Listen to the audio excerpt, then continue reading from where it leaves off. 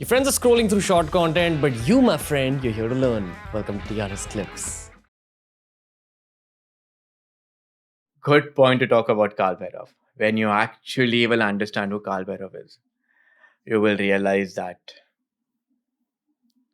you are the most, how to put it in words? I can literally just fail him.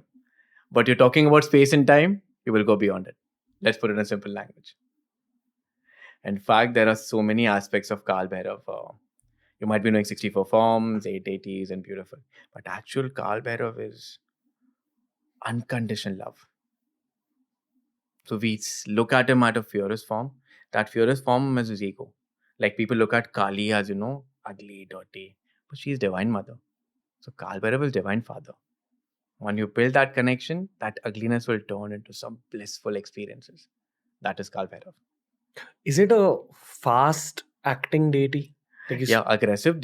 All Shiv Rupas are aggressive. You have jumped into a category where all aggressive. That is the reason, when you meet people, who is worshipping Krishna, who is worshipping Kali, they also behave that we pick up. I feel more aggressive since my Kaal Bhairav stuff has increased.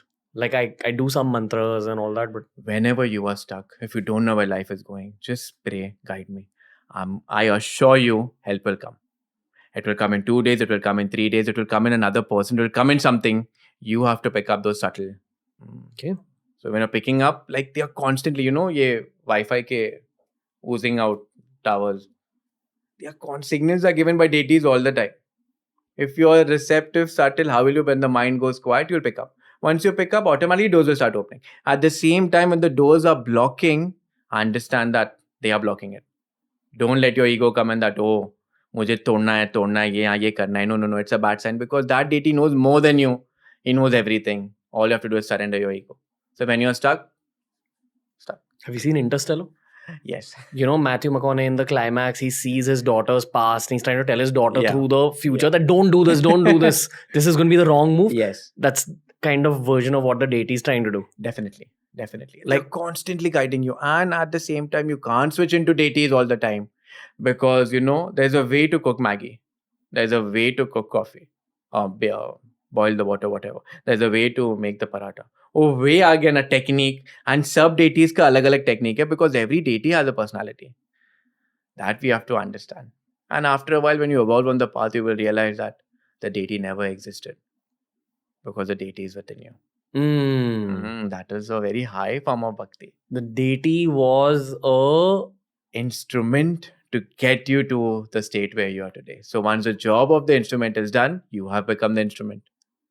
You've become that manifestation that God designed, for lack of better words. And then you become God. You are God.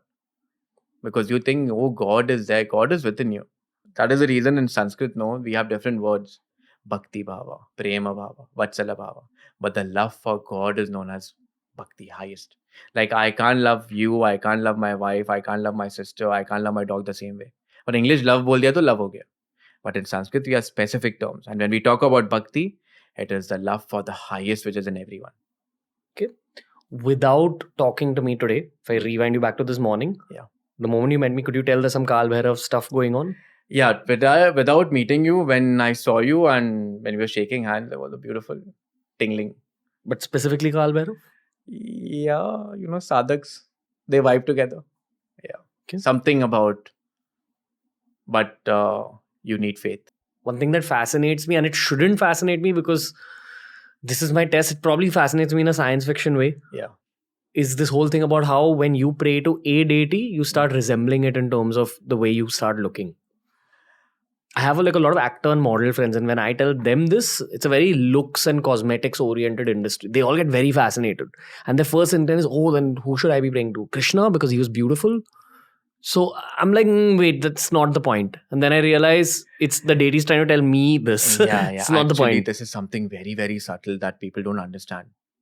The more you start, now suppose, imagine that you think about chocolate all the time. Chocolate will come to you. These are lower laws of attraction or manifestation. But when you worship a deity, you become so much one that the deity starts talking through you in the beginning. In the beginning? In the beginning of the sadhana, to give you glimpses that the deity is existing. Later, you start seeing the deity. It said when the third eye chakra actually blossoms or comes, you talk to the deity in many, many ways. But then also remember that you're beyond the deity, because that is also an ego trap. That is the problem with worshipping gods, because jnana is very important. Even if you read Bhagavad Gita out of 18 chapters, first 3 chapters, Bhagwan is giving jnana all the time. That you're pure consciousness, pure consciousness. Based on that knowledge, you do your action. Karma. And in the last, he talks about bhakti. People say bhakti is very easy, one of the most difficult parts. Imagine leaving everything. You know, sannyasis? You come to Rishikesh, you see people wearing orange clothes and shaven heads. There's an Upanishad called Sannyas Upanishad. And that, you know what they do? When they're doing their rituals and moving on the path, they shave their head.